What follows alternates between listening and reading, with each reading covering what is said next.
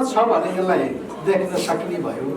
भित्री बाटोको लागि अलि त्यहीँबाट कुरा आउँदाखेरि सजिलो हुन्छ र घाट चाहिँ अलि आफूले मन परेकोलाई मन परे गराउन पाइने, नपरेका मान्छेलाई अलि अठ्याउने कुरा भयो कि भन्ने कुरा राखिराख्नु भएको छ।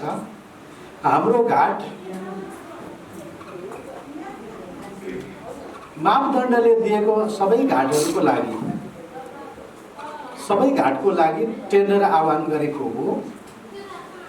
टेन्डरमा एउटा मात्रै घाट टेन्डरमा पर्यो, त्यो बालीघाट। अरू घाटहरूमा टेन्डर परेन।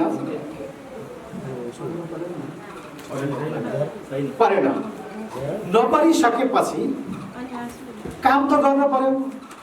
अमानतमा रसिद कटाएर उनले मागेको क्वान्टिटी र हाम्रो नक्सले दिएको मूल्यको रूपमा घाटलाई चलन चल्तीमा ल्याएको हो।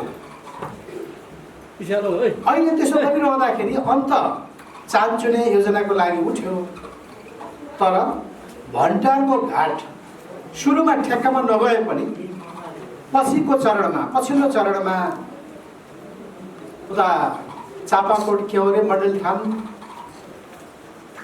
बैडी र गजरकोट हुने बाटो, त्यो बाटो बन्ने क्रममा ठेक्का पनि भयो। करिब 10 करोडको हाराहारीमा ठेक्का भयो। त्यही बाटो निर्माणको लागि त्यो निर्माण व्यवसायीले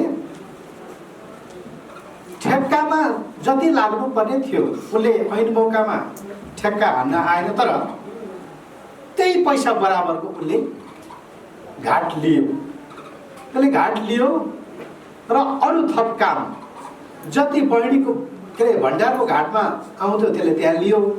त्यसपछि उसलाई चाहिने ढुङ्गाको लागि अत्रौलीको घाट, त्यहाँ राम्रो ढुङ्गा भएको हुनाले हाम्रो घाटबाट अत्रौलीबाट त्यो ठेकेदारले कति लाग्छ मलाई